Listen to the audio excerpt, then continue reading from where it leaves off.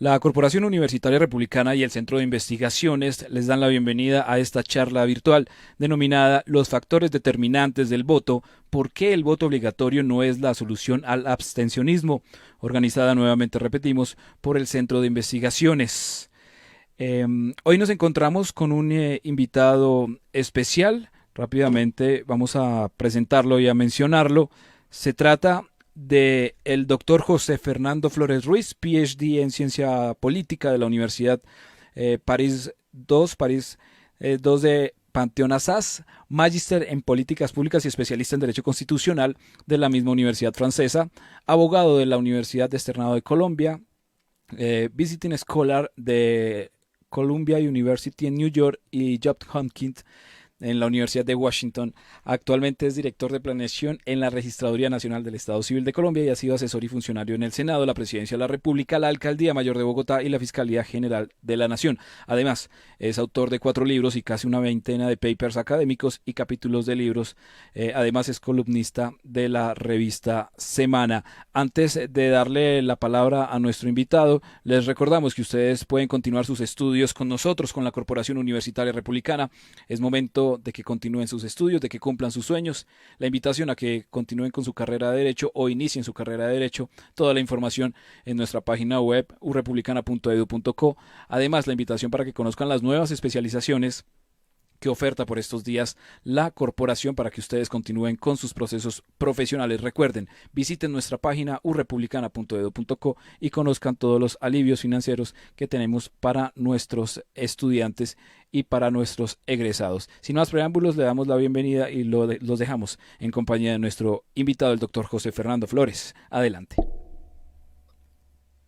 Arley, muchas gracias y muy buenas tardes. Muy complacido de estar aquí acompañándolos hoy. Un saludo muy cordial a toda nuestra audiencia, a los estudiantes, los colegas abogados de la Universidad Republicana. Muy bien, hoy les voy a hablar. El título de mi charla coincide con el título de una investigación que publiqué recientemente justamente en la revista Republicana, que se titula Los factores determinantes del voto. Dos puntos. ¿Por qué el voto obligatorio no es la solución al abstencionismo? Antes de entrar en materia, tengo 45 minutos para comunicar mi charla. Quiero hacer una reflexión un poco personal y contarles por qué terminé yo estudiando este asunto del comportamiento electoral de las personas y por qué me parece un asunto tan importante no solo para entender la democracia, sino para entender al humano y la vida en general. A mí siempre me intrigó mucho por qué la tasa de abstencionismo en prácticamente todas las democracias era tan alta. Y cuando digo que es alta, es que bordea el 50% y a veces lo sobrepasa, llegando a niveles del 60 o el 70% en función del contexto electoral en el que nos encontremos. Entonces siempre fue para mí una gran interrogante, elección tras elección, el mismo debate, la misma frustración que se presentaba luego de examinados los resultados en torno a la tasa de participación electoral que solía ser muy alta. Pues antes de aproximarme yo al fenómeno me parecía que era muy alta. De aproximarme yo y ponerme a investigarlo a profundidad, eso fue ya hace bastantes años. Yo les puedo contar que llevo estudiando el comportamiento electoral tal vez unos 15 años. Mi tesis doctoral de ciencia política fue sobre la reelección presidencial inmediata, un intento por explicar por qué los presidentes ganan sistemáticamente las reelecciones, porque la gente casi siempre decide reelegirlos, hayan sido buenos, regulares o malos. Entonces ahí empezó mi estudio del comportamiento electoral. Pero en últimas, el mensaje con el que quiero empezar es este: cuando uno entiende por qué las personas votan o por qué se abstienen de hacerlo, de alguna manera está entendiendo por qué las personas hacen o dejan de hacer muchas otras cosas en sus vidas y en la sociedad. El tema de por qué las personas votan o no está muy relacionado con qué tan difícil o fácil para ellas es hacerlo, qué beneficio obtienen con ello y en qué incomodidades o costos en términos económicos tienen que incurrir para hacerlo, y sobre todo con qué sistema de incentivos tienen para hacerlo. Entonces yo creo que cuando entendemos eso, entendemos no solo el comportamiento electoral, sino el comportamiento humano en general. Y esa es un poco la aproximación de mi investigación. Entonces, la charla de hoy se va a dividir esencialmente en dos partes, en dos grandes reflexiones. La primera es una reflexión en torno a qué sabemos con base en la literatura especializada de cuáles son los factores que aumentan o disminuyen la probabilidad de que las personas voten. Es una parte muy descriptiva. Y dentro de esos factores pues está un incentivo muy particular y cada vez más exitoso y que está en proceso de expansión, que son las leyes o incentivos de voto obligatorio. Es decir, cuando el voto deja de ser una libertad y un derecho para convertirse más en una obligación que está respaldada por el ordenamiento jurídico, pero además que está sancionada con mayor o menor intensidad en función del contexto cuando las personas deciden abstenerse de votar. Entonces ya después en la segunda parte de la charla me centraré en el análisis de esa medida del voto obligatorio para intentar evaluar si realmente es conveniente su implementación como medida para luchar contra el abstencionismo. Esa básicamente es la organización que les propongo para la charla de hoy. Entonces, si podemos pasar a la diapositiva 3, le agradecería. Yo como no veo las diapositivas que se están proyectando, supongo que ya estamos en la diapositiva 3, ¿vale? Entonces, quisiera empezar haciendo una reflexión en torno a por qué el voto no es un acto natural. Y esto es muy importante porque es algo que define la lógica con la que se mira el fenómeno del abstencionismo. Entonces voy a hablar de tres cosas aquí. Primero, de los costos del acto de votar. Luego, del enfoque del abstencionismo como regla y no como excepción. Y por último, de la teoría o enfoque económico del voto. En la diapositiva número 4 encontramos una enunciación de los costos del acto de votar. Votar implica una inversión de tiempo, energía y dinero, y eso es algo que normalmente se pierde de vista cuando se hace el análisis del comportamiento electoral. Entonces, sencillamente quiero aquí recordar que para que cuando uno vota, pues se incurre en un montón de costos, y ahí hay enumerados 6 costos básicos que implica cualquier proceso electoral para el votante. Uno primero debe hacer el registro electoral, registrarse, eso le consume tiempo, pero además luego debe localizar y transportarse hasta los puestos de votación el día de elecciones, eso también implica un esfuerzo. Luego llega al puesto de votación y le toca hacer una fila, que a veces es muy larga, en la mesa de votación, otras veces no tanto, en función de lo organizado que esté el sistema electoral. Pero además hay que sacar tiempo para ir a votar en medio de las obligaciones personales y profesionales, por lo general además el domingo, que es el día en el que la mayoría de las democracias organizan las elecciones. Entonces eso implica sacrificar un tiempo que normalmente es de descanso, pues para cumplir con este deber y este derecho ciudadano. Incluso a veces toca lidiar con el mal clima el día de las elecciones, y eso no es un detalle menor. Si ustedes recuerdan las elecciones del plebiscito, el huracán Matthew, del plebiscito por la paz de 2016, el huracán Matthew impactó fuertemente muchas ciudades costeras ese día, y eso tuvo un impacto en la participación electoral, que fue la participación electoral más baja en la historia de la democracia colombiana desde el 91. Esa fue una participación que no superó el 37% de la votación, y tuvo mucho que ver con eso el clima de ese día. El huracán Matthew, estuvo lloviendo la mayor parte de ese día. Y en sexto lugar, y este es tal vez el costo más alto del gesto de votar, son los costos de información. Para uno votar debe informarse, e informarse implica invertir mucho tiempo. Uno debe informarse sobre los candidatos que están compitiendo, sobre sus propuestas de gobierno, sobre los asuntos de interés o la agenda de la elección, pero además tiene que estar informado sobre las reglas electorales, que suelen ser muy complejas en torno a la elección, si va a tener una o dos vueltas, si las listas son cerradas o abiertas, cuál es la circunscripción, cuál es el orden de las listas, en fin, la cifra repartidora. Entonces esto también implica unos costos de información, y todo esto implica gastar tiempo. Entonces esta es la primera reflexión que quiero hacer sobre los costos del acto de votar. Me quiero regresar a la diapositiva número 3 para ahora hacer una breve reflexión en torno al abstencionismo como regla y no como excepción. Y aquí quiero utilizar una analogía de una autora muy importante, se llama Jane Austen. Ella decía, en un libro muy famoso que se llamaba La economía de las ciudades, publicado por allá a finales de los años 60, que buscar las causas de la pobreza conduce a un absurdo intelectual, que uno no tiene que buscar las causas de la pobreza porque la pobreza no tiene causas. Eso es un razonamiento extraviado, que uno lo que tiene que preguntarse es por cuáles son las causas de la riqueza. Realmente lo que tiene causas es la riqueza porque el estado normal en el que se encuentra el humano es la pobreza. Lo único que cambia la pobreza es el hecho de que se genere riqueza a través del desarrollo económico. Entonces, esa es una aproximación muy importante que me sirve para iluminar la discusión en torno al abstencionismo por lo siguiente. Jane Austen dice, mire, uno puede explicar la pobreza, ¿sí? De la misma manera en que uno no puede explicar las causas del frío, porque el frío es la ausencia de calor, ¿sí? Sencillamente uno explica las causas de las altas temperaturas, que es el calor. Entonces, pero normalmente el frío es la ausencia de calor, entonces no hay que explicarlo, lo que se explica es el calor. Y entonces yo extrapolo esto un poco para explicar el abstencionismo.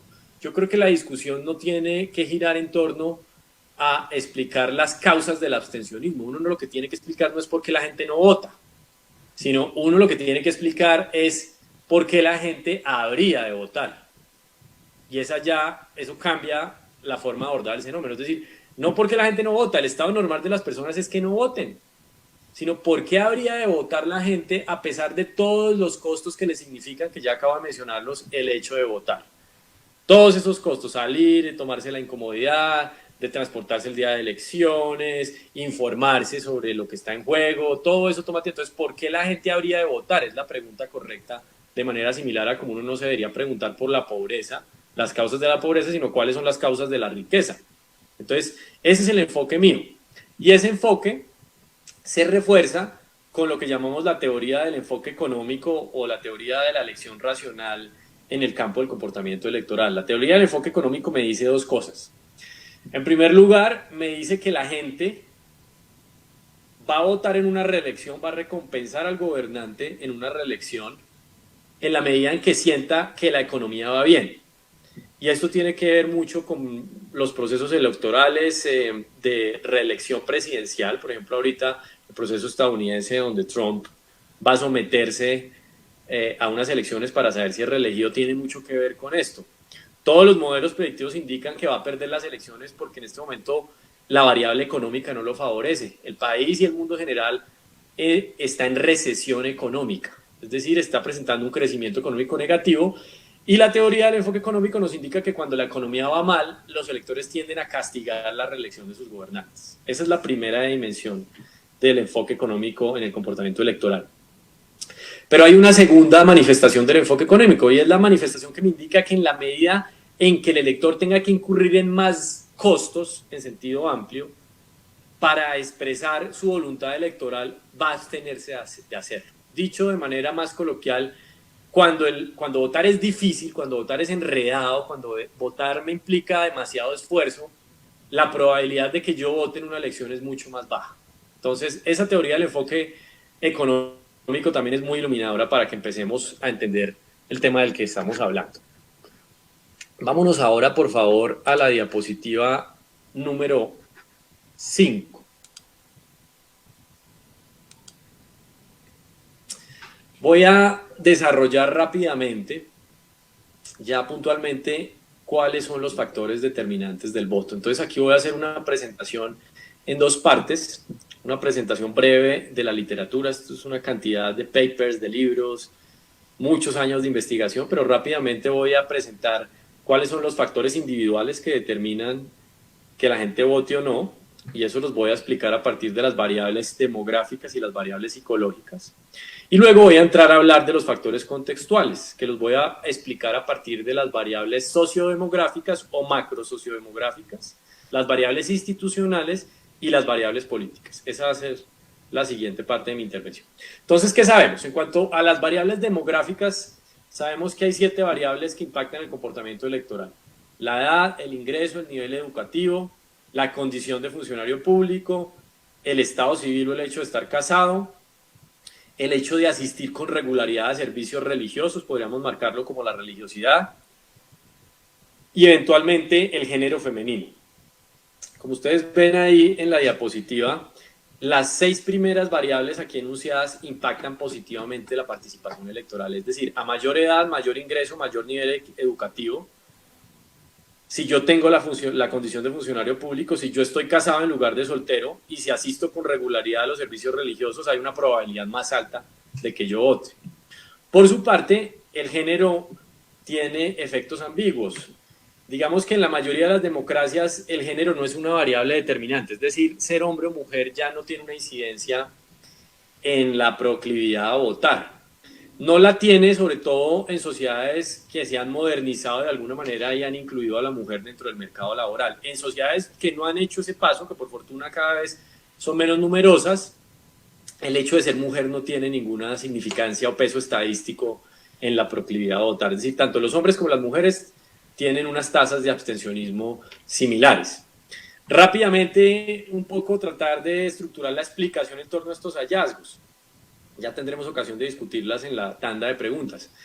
La gente mayor tiende a votar más porque ya se ha insertado en la vida política, es decir, la formación del ciudadano toma tiempo. Por eso los primivotantes, que son los muchachos entre 18 y 25 años, todavía no suelen votar con preferencia, con cierta frecuencia, porque no han construido el hábito de votar.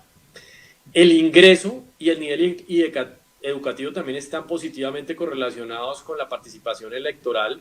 Hay una colinealidad, van muy ligados, porque a medida que las personas tienen un ingreso superior, tienden a estar mejor educadas y de alguna manera la política electoral es una especie de lujo social que solo se pueden permitir las personas pues, que tienen cierto nivel de educación y cierto nivel de ingresos. Digamos que las personas que están luchando contra la pobreza por la subsistencia todavía no se pueden dar ese lujo de participar en política. Por eso una buena medida para combatir el abstencionismo de manera mucho más estratégica es reducir la pobreza. A medida que uno reduce la pobreza en un país, aumenta la participación electoral. La condición de funcionario público tiene una relación con la participación electoral porque los funcionarios públicos solemos estar mucho más vinculados con los debates electorales. Entonces, por eso se explica el tema.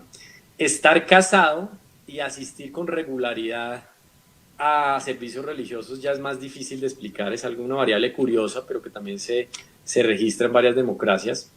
De una manera, esto tiene más que ver es con el tema de la mayor interacción social que con otra cosa. No es que las personas religiosas sean más democráticas o que Dios tenga un vínculo más estrecho con la democracia que una visión más secular. No, el tema es que las personas casadas y las personas que suelen ser religiosas tienen más interacción social el aumento de la interacción social también aumenta las probabilidades de que las personas voten. El género femenino ya les expliqué porque por lo general ya no tiene ninguna relevancia. Pasemos al slide siguiente, que es el número 6, que son ya las variables psicológicas dentro de los factores individuales. Entonces aquí hay varios estudios interesantes, voy a explicar dos, que son el de Rojas y Hub de 2010 y otro más reciente que es el paper de Holbein de 2017. Entonces estos estudios nos indican que la comunicación autoritaria durante la niñez tiene un impacto en la edad adulta y hace que las personas voten menos. Entonces aquí hay un estudio muy interesante que nos muestra que cuando los niños son maltratados, y no solo maltratados físicamente, también pueden ser maltratados psicológica y verbalmente, luego en una edad adulta pues van a tener menos proclividad a votar por una razón muy obvia, y es que cuando a un niño se le violenta en su expresión, se le calla, se le maltrata, pues luego en la edad adulta cuando se trata de expresarse políticamente, pues va a tener reducida esa capacidad. Entonces, fíjense cómo una variable tan lejana, tan prematura como la forma como los padres educan a sus hijos tiene un impacto luego en la participación electoral. Y este hallazgo viene a ser reforzado por el estudio de Holbein. Este es un paper que les recomiendo. Entre otras cosas, el que quiera profundizar en esto puede descargar perfectamente el paper que está publicado en la revista Republicana, es de acceso público. Ahí van a poder examinar en detalle la bibliografía. Yo lo tengo colgado también en mi cuenta de Twitter. Ahí la tienen en la diapositiva, Flores José con Z, ahí encuentran colgado como pin tweet este paper del que les estoy hablando hoy, entonces una invitación también para que lo descarguen. El desarrollo de habilidades psicosociales durante la niñez va a tener un impacto en la participación electoral en la edad adulta. Entonces, este paper de Holbein es maravilloso porque hizo uso de un experimento social muy robusto que hicieron en Estados Unidos, que es el experimento Fast Track, que le hizo seguimiento a unos muchachos durante muchos años e intervino unos muchachos que normalmente eran vulnerables a caer en la criminalidad porque eran maltratados, porque no tenían unas condiciones óptimas de educación. Los intervino a través de unas experiencias de desarrollo de habilidades psicosociales, grupos de trabajo, una mentoría a sus padres. Bueno, el catálogo es amplio, en el paper lo encuentran detallado y les hizo un seguimiento hasta que se volvieron votantes funcionales y encontró que los niños que habían sido objeto de esta intervención en la edad adulta registraron niveles de abstención 11 puntos porcentuales más bajos. Entonces, fíjense que la construcción de ciudadanía empieza desde la niñez. Este es un paper iluminador que marca una gran diferencia en el estudio del comportamiento electoral, porque a partir de ahí sabemos que la educación temprana, desde la niñez en valores políticos, habilidades psicosociales, habilidades democráticas, pues puede fortalecernos y facilitarnos la construcción de ciudadanos a futuro. Entonces, la psicología cuando somos niños también impacta, tiene una relevancia para saber si vamos a ser votantes funcionales en nuestra edad adulta. Entonces, aquí dejaría la explicación de los factores individuales y vamos al slide 7, por favor. Voy a hacer ahora una presentación de los factores contextuales. Entonces, los factores contextuales ya son los factores más macro, ¿cierto? Aquí trabajo sobre todo, pues no solo con esto, pero con un estudio que es de referencia en la literatura, que es el estudio de Gates de 2006, que hizo un metaanálisis, es decir, un análisis de los análisis, y analizó 83 estudios sobre los factores que determinan el comportamiento electoral para determinar en ese metaanálisis si tenían o no significancia estadística como predictores del acto de votar. Esas variables las podemos organizar en variables de orden demográfico, orden político y orden institucional. Entonces les voy a hacer una rápida presentación de los hallazgos. Pasemos al slide número 5, por favor, perdón, al slide número 8. Y hablemos primero de las variables macrodemográficas. Entonces aquí analizamos el tamaño de la población, la densidad poblacional, la homogeneidad demográfica, la estabilidad demográfica, la participación o niveles previos de participación electoral y el hecho de que haya más impuestos y más gasto estatal. Entonces, como se pueden fijar ahí ustedes, las variables 1, 4, 5 y 6 tienen un impacto positivo en la participación electoral. Solo la densidad poblacional y la homogeneidad demográfica no lo tienen. Rápidamente, ¿por qué ocurre esto? Cuanto más pequeña es la población, la gente tiene a votar más porque se percibe más cercana a la elección, es decir, hay menos distancia con la elección. Esto nos indica que en elecciones de alcaldía, por ejemplo, y gobernación, la gente tiende a votar más que en elecciones nacionales. O llevándolo ya a otro campo, por ejemplo, la gente tiende a participar más en las elecciones del Consejo de Administración de su conjunto que en elecciones nacionales porque percibe que todo es más cercano y que puede tener, por ende, mayor impacto en la elección. La estabilidad demográfica es otra variable interesante que también impacta positivamente la elección, es decir, cuanto menos flotante es la población, cuanto menos población de extranjeros hay en un lugar y hay más lugareños, digamos, la gente tiende a votar más.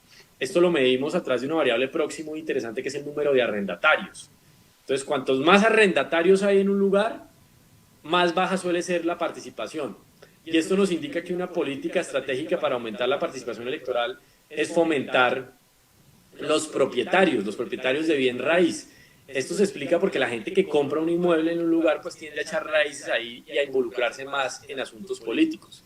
La participación previa también tiene un impacto porque cuando se forma el hábito de votar, que es una variable cultural, es decir, cuando la generación anterior tenía el hábito de votar, es más probable que se lo transmita a la siguiente generación. Entonces, países con niveles de participación históricamente altos tienden a mantenerlos en un futuro. Por eso las democracias más antiguas suelen tener niveles de participación más altos que las más jóvenes, aunque esto de alguna manera se contrarresta también por el efecto del deterioro de la novedad democrática, pero de eso no vamos a hablar ahorita. Es muy interesante ver que a mayores impuestos y más gasto estatal también hay mayor participación. Hay varios trabajos que muestran esto, y esto se explica porque cuando la gente paga más impuestos directos, los impuestos directos son impuestos como por ejemplo el impuesto predial, que están directamente relacionados con la riqueza y el patrimonio de la gente, no impuestos indirectos como el IVA. Los impuestos directos se correlacionan con una mayor participación porque la gente que paga impuesto predial o impuesto al patrimonio, por ejemplo, suele interesarse más en política, es decir, se sienten más tocados por la política y por ende participan más. Y cuando esto se traduce en mayor gasto estatal, pues ocurre algo similar. Como la gente sabe que está en juego en una elección la forma como se van a invertir los recursos que se recogen por vía tributaria, entonces también tiende a participar en la forma como se invierten esos recursos, a interesarse más en política. Esa es la explicación. Por su parte, la densidad poblacional, es decir, la cantidad de personas que están acumuladas en un área, y la homogeneidad demográfica, que quiere significar las similitudes étnicas que existen entre la población, no muestran un efecto estadísticamente significativo, a pesar de que la hipótesis es que cuanto más homogénea es la población, pues debería haber mayor participación electoral porque hay más cohesión social, y que a medida que hay más densidad poblacional, dice la hipótesis de estos estudios, la participación tendería a ser más baja porque las grandes urbes tienden a generar mayor individualismo. Esa es la hipótesis, pero no se verifica según los hallazgos estadísticos. Eso en cuanto a las variables macrodemográficas.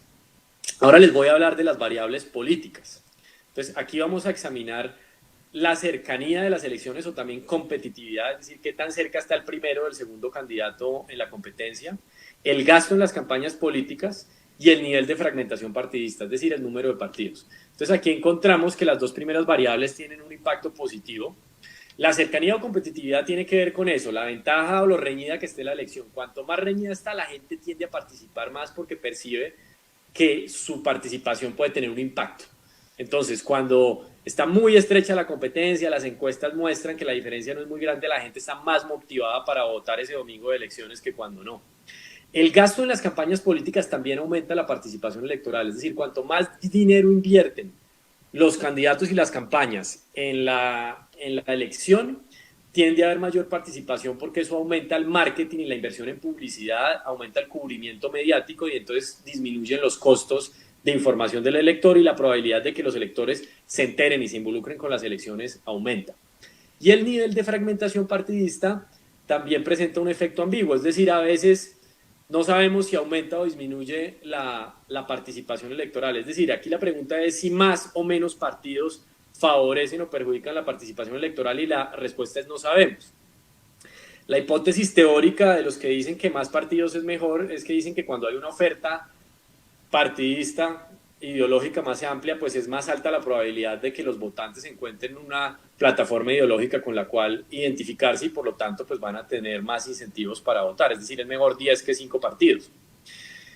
Sin embargo, la hipótesis contraria también existe y es la que dice que, por ejemplo, un sistema bipartidista lo que hace es facilitar el voto porque reduce las presencias. Entonces, un sistema como el de Estados Unidos, donde sencillamente ser republicano o demócrata, pues hace que la gente más rápidamente milite en un partido y se sienta más motivada a votar. Pero como les digo, la evidencia es ambivalente, entonces no sabemos en qué sentido es el impacto de la fragmentación partidista. Pasemos ahora a la siguiente diapositiva, por favor, que es la diapositiva número 9, que me habla de las variables institucionales que tienen un impacto en el comportamiento electoral. Entonces aquí les voy a hablar esencialmente de 6 variables. De estas 6 variables, las 4 primeras tienen un impacto positivo en la participación, la quinta tiene un efecto ambiguo, no sabemos, y la sexta tiene un impacto negativo. La primera variable es el sistema electoral proporcional. Sabemos que el sistema electoral proporcional favorece la participación más que el sistema mayoritario, que es el de winner takes all, porque la gente cuando tiene un sistema electoral proporcional sabe que aunque su partido sea mayoritario, si sale a votar, como las curules van a ser distribuidas de manera proporcional, entonces tiene algún sentido, tiene algún valor el voto. En cambio, los sistemas mayoritarios no, como el ganador se queda con todo, entonces los partidos minoritarios, las manifestaciones políticas minoritarias tienden más a abstenerse. Esa es la razón por la que conviene más un sistema electoral proporcional, como el que tenemos aquí en Colombia, por lo menos para el Congreso. Segunda variable, las leyes de voto obligatorio, y aquí empiezo a introducir mi siguiente tema. esta es la variable más fácilmente manipulable y que más impacto muestra en el comportamiento electoral. Cuando la gente la obligan a votar en función de que la sanción por no hacerlo sea más o menos grave, se aumenta la participación electoral y eso oscila según el país entre 10 e incluso 30 puntos porcentuales. Ya tendremos ocasión de hablar en más detalle de esto. Las elecciones concurrentes el mismo día también aumentan la proporción, la participación electoral. Es decir, si yo hago elecciones presidenciales y congresionales el mismo día, sube la participación porque se reducen los costos en los que tiene que incurrir el elector. Menos requisitos para la inscripción, pues evidentemente también como facilitan el voto, entonces aumentan la participación. Esta es la manera más estratégica de aumentar la participación, haciéndole fácil a la gente el hecho de inscribirse, que la inscripción sea automática, que le faciliten todo lo que implica votar. Las elecciones en domingo no sabemos si facilitan o no la votación y si aumentan la participación, porque la mayoría de las democracias del mundo hacen elecciones en domingo. Entonces, realmente las elecciones entre semana, la muestra observacional que tenemos es muy baja, entonces no hemos podido hacer una comparación sobre si votar entre semana o en domingo impacta más o menos la participación electoral. Habría que experimentar más con votaciones entre semana, eso plantea unos problemas, ¿no? Habría que declarar festivo, generar las autorizaciones laborales. Y bajar la edad mínima para votar tiene un impacto negativo, ustedes ya se imaginarán por qué. Si la edad es un predictor positivo de la participación a medida que aumenta, entonces a medida que baja es un predictor negativo. Si las personas, los primivotantes de 18 a 25 suelen votar menos, si yo pongo a votar personas de menos de 18 años, digamos de 16, 17, pues estos son adolescentes que van a tener una tendencia menor a votar porque aún no se han activado como ciudadanos. Perfecto, pasemos ahora, esa digamos sería la primera parte de mi presentación, parte más descriptiva, de cuáles son los factores que determinan la probabilidad de que las personas voten. Ahora vamos a hablar del voto obligatorio y con esto ya pues vamos a cerrar la intervención, que fue una de las variables que analizamos. Como les dije, el voto obligatorio tiene un impacto positivo sobre la participación electoral, eso lo tenemos muy estudiado, en el paper yo presento las cifras. Cuando un país, cuando una democracia obliga a los ciudadanos a votar, es decir, cuando el voto es un deber y no un derecho, sabemos que se registra una participación electoral más alta y puede ser más o menos alta en función de qué tan intensa es la sanción por el acto de la abstención. Entonces, países donde la obligatoriedad del voto es meramente simbólica no presentan tanto incremento. Países que le ponen una pena ya de carácter pecuniario, una multa, aumenta más la participación, y países que le ponen un paquete de sanciones, una sanción multidimensional, por ejemplo pecuniaria, pero además reduciendo derechos como incapacidad para contratar con el Estado, incapacidad de ser funcionario, en algunos países incluso incapacidad de sacar el pasaporte. Entonces en esos países es países donde tenemos participaciones que bordean el 80-90%, porque realmente se vuelve un problema no votar para la gente, se implica casi que una capitis diminutio. Entonces esa reducción de la ciudadanía hace que la gente salga despavorida a votar. Entonces, digamos, sí, el efecto se obtiene, pero la pregunta que yo me hago es si ese efecto realmente vale la pena, y la respuesta es no. Y aquí ya me voy a tomar solo 5 minutos para terminar a las 3:45 para no pasarme del tiempo.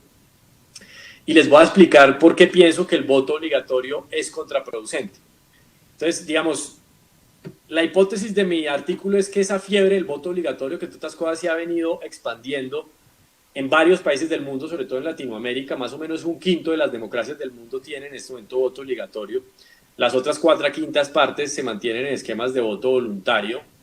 Yo pienso que esa fiebre del voto obligatorio lo que podría estar haciendo es empobrecer la calidad de la participación electoral en los países que instrumentan esta medida. Y esto lo digo con evidencia empírica, sobre todo los trabajos de Singh de 2016 y Singh-Roy de 2018, que establecieron empíricamente que cuando uno fuerza a los ciudadanos a votar, esos ciudadanos que votan bajo la amenaza de una sanción, que normalmente no eran votantes activos, en realidad no se informan para tomar esa decisión, sino que lo hacen simplemente a la carrera y simplemente para evitar que se les imponga una sanción. Entonces esto deteriora la calidad de la participación, que por cierto ya es bastante baja según lo que sabemos de los estudios de conocimiento político que tenemos de varias democracias. Es decir, la ignorancia política y el nivel bajo de información en torno a los fenómenos electorales está ya comprobado no solo en Colombia, sino en todas las democracias del mundo. Y entonces esto me conduce a mi tercer punto. Y es que si el votante promedio ya se encuentra profundamente desinformado, porque lo sabemos, lo hemos estudiado, ¿tiene algún sentido forzar a los más desinformados a votar? Es decir, deberíamos forzar a los borrachos a manejar o a conducir, que es la metáfora que utiliza Jason Brennan en este libro maravilloso de 2014. Él dice que el voto obligatorio de alguna manera equivale a forzar a los borrachos a conducir. Porque la gente que se ve impactada por el voto obligatorio es la que no le interesa la política, la que está más desinformada, la que está más desvinculada de la política electoral. Entonces, cuando yo la fuerzo electoral a votar, lo que hago es generar que una persona que estas personas que no están informadas, interesadas en política espontáneamente terminen improvisando un voto y reduciendo aún más la calidad de la participación. Ese sería el tercer problema.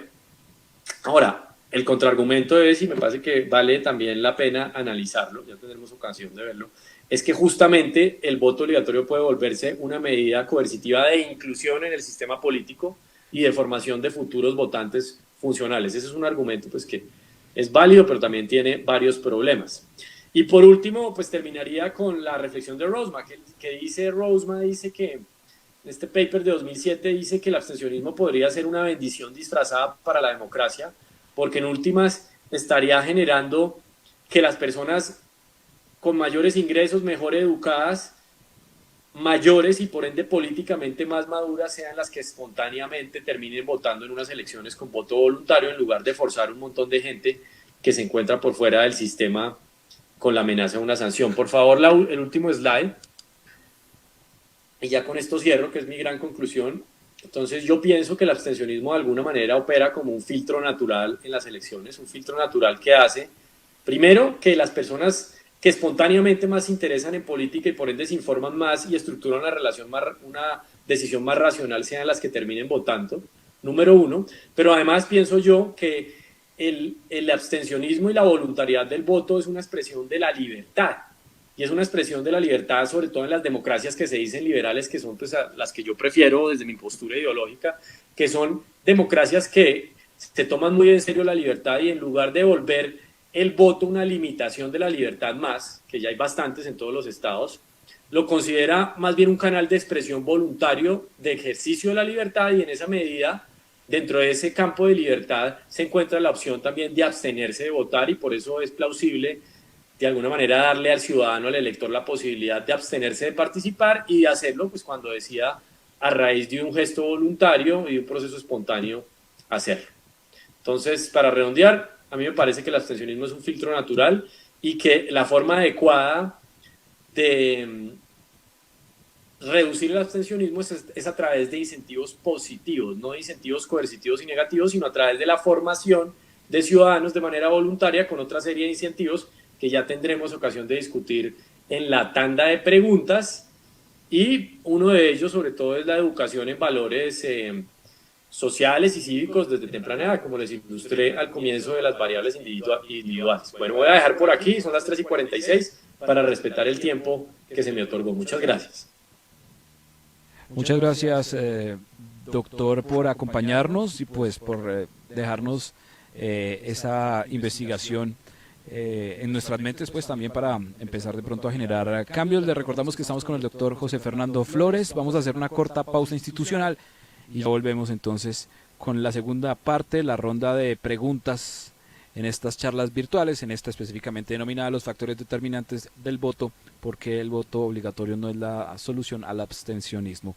Hacemos una corta pausa y ya continuamos con esta charla virtual institucional.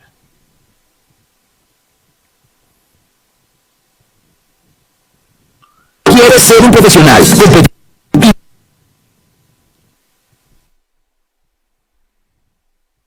republicana? Estudia Contaduría Pública, finanzas y comercio internacional. ¿Quieres ser un profesional competitivo, innovador y que le aporte al desarrollo del país? Te invitamos a ser parte de la Corporación Universitaria Republicana. Estudia Contaduría Pública, Finanzas y Comercio Internacional, Ingeniería de Sistemas, Trabajo Social, Matemáticas y Derecho. Contamos con diferentes especializaciones y una amplia oferta en educación continuada. Todos nuestros programas apuntan a la formación integral, pertinencia, formación investigativa, formación en competencias, interdisciplinariedad y con currículos abiertos y flexibles. Llevamos más de 15 años formando profesionales ética, social y científicamente. Ofrecemos beneficios económicos y diferentes opciones de financiación, incluyendo financiación directa, que te permitirán terminar tus estudios profesionales o de especialización.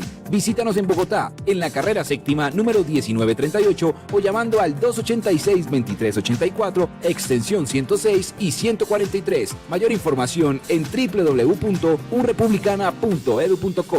Corporación Universitaria Republicana, institución de educación superior sujeta a inspección y vigilancia por el Ministerio de Educación Nacional. Personería Jurídica número 3061 del 2 de diciembre de 1999. Síguenos en las diferentes redes sociales. En Facebook, Corporación Universitaria Republicana y Republicana Radio. En Twitter, @urepublicana y @voz urepublicana.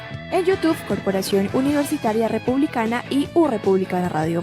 En Instagram, Republicana y Republicana Radio. En LinkedIn, Corporación Universitaria Republicana. Ingresa a nuestra página web urepublicana.edu.co y republicanaradio.com.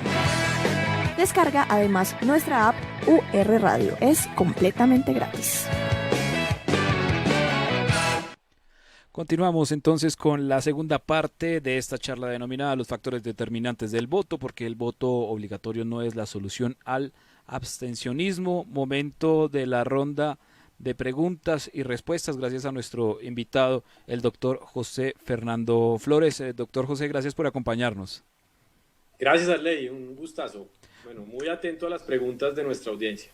Bueno, por acá tengo algunas preguntas que han desarrollado. Quiero arrancar con la primera. Bernarda Hernández dice, ¿cómo son las listas cerradas y por qué se dan? No sé si sea posible darle solución a esta pregunta. Claro, con el mayor gusto. Es una muy buena pregunta. Entre otras cosas, se anunció ayer, leí en Revista Semana, que van a radicar un proyecto, un grupo de 24 congresistas para hacer el tránsito a las listas cerradas.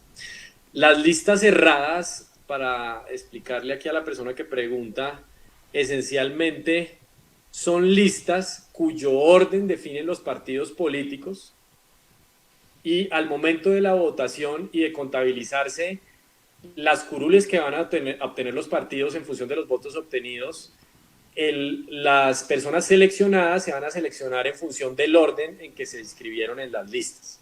Esencialmente eso se trata de la lista cerrada.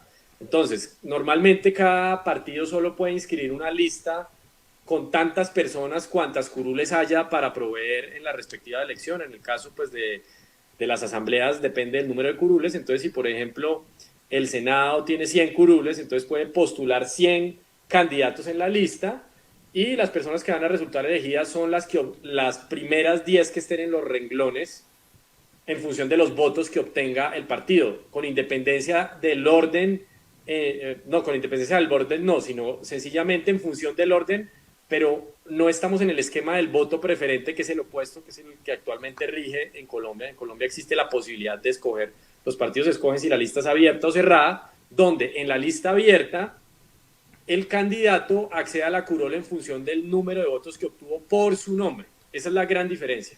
En las listas cerradas, las personas votan por la plataforma ideológica más que por el nombre, acogiéndose al orden que establecen los partidos.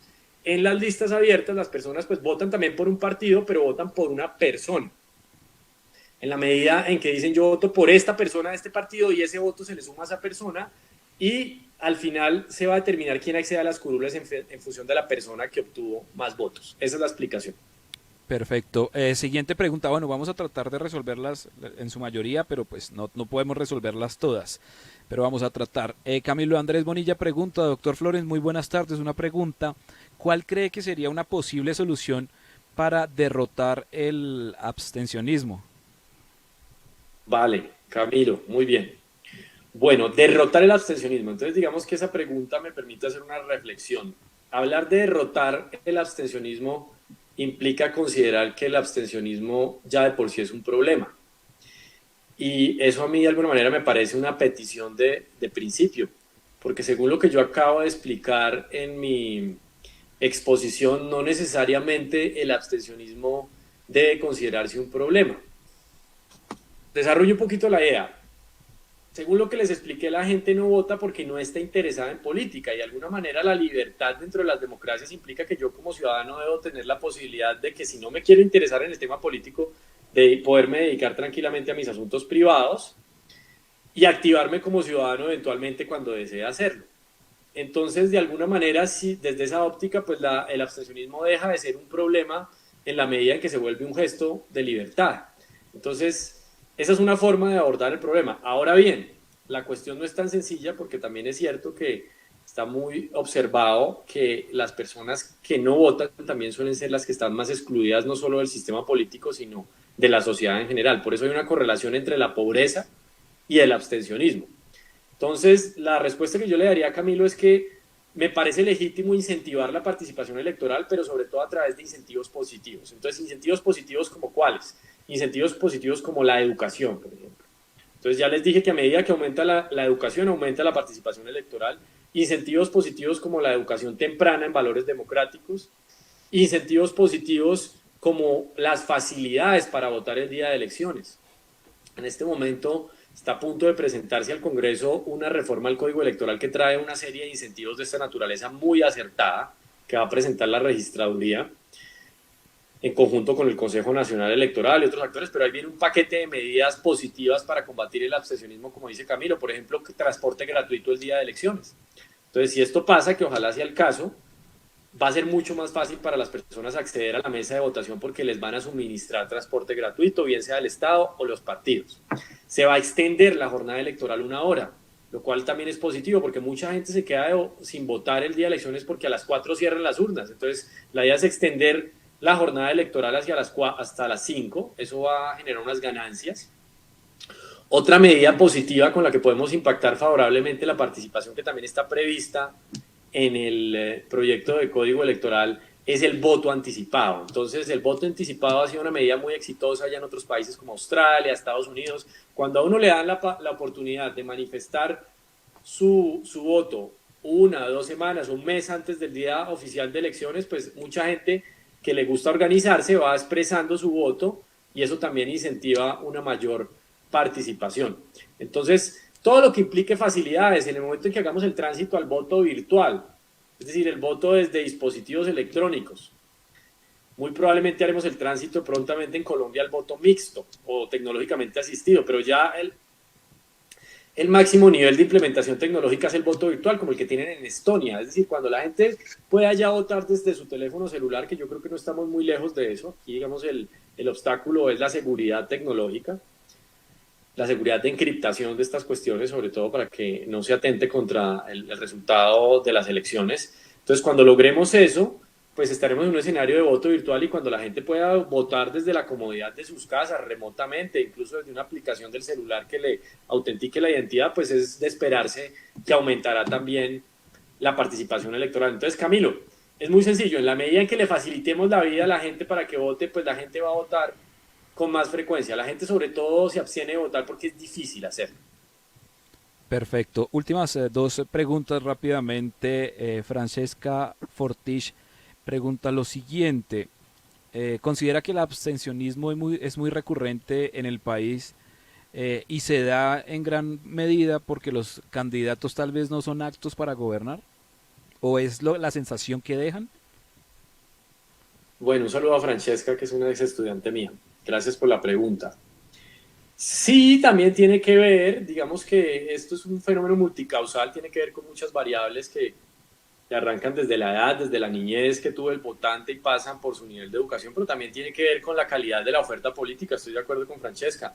La gente está muy decepcionada del personal político, del Congreso en particular, tiene unos niveles de descrédito altísimos. Entonces, en la medida en que la calidad de los candidatos y del personal político y la decepción de la gente con su gestión aumenta, mientras la calidad de los candidatos baja, pues eso también impacta negativamente la participación electoral. Entonces también tiene que ver mucho con eso. En la medida en que haya más candidatos más preparados, con propuestas innovadoras, más éticos, eso sin duda también va a incentivar a que la gente pues le den más ganas de votar. Entonces también debe ser una invitación a que en cada ciclo electoral pues se presenten nuevas opciones y opciones novedosas, innovadoras, candidatos frescos, preparados, rigurosos, estudiados. Yo creo que, y coincido con Francesca en eso, en que eso podría también beneficiar los niveles de participación, que no sean los mismos con las mismas, la vieja clase política. Muy bien, perfecto.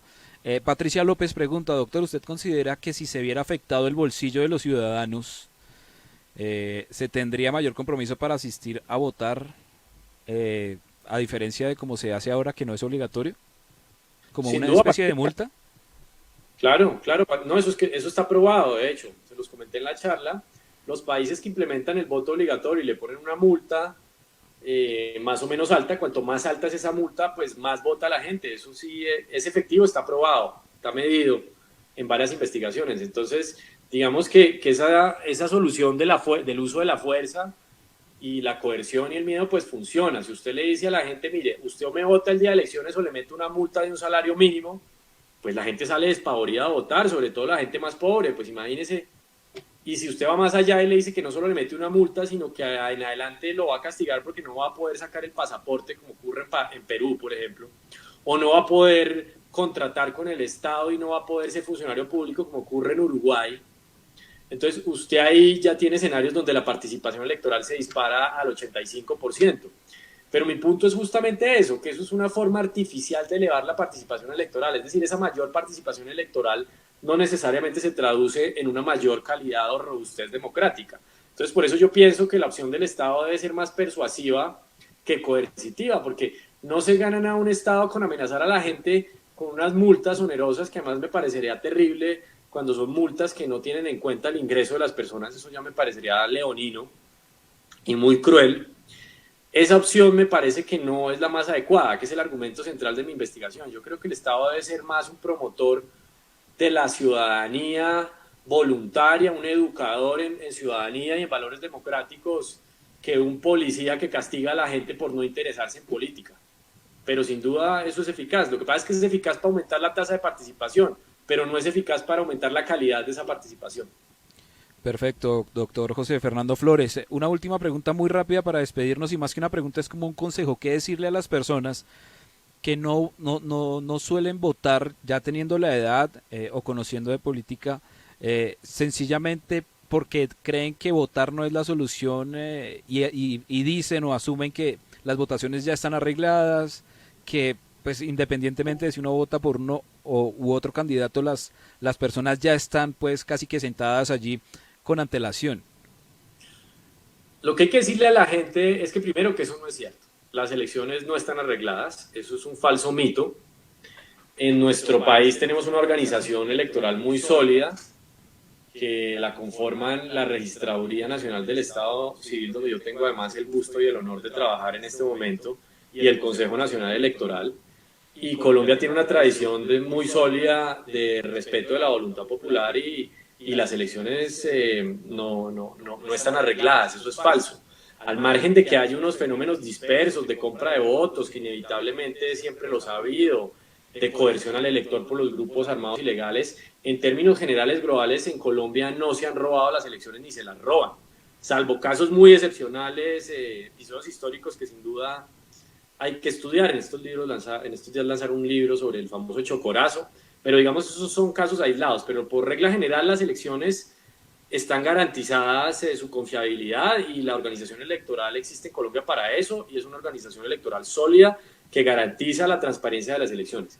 Entonces el problema no va tanto por ahí, el problema va más por el lado, y en eso sí entiendo muy bien su pregunta, de que los espacios democráticos están capturados por unas élites políticas que se repiten y no permiten y bloquean la renovación generacional. Entonces la respuesta que le podría dar a esa pregunta, digamos, la primero es salir a votar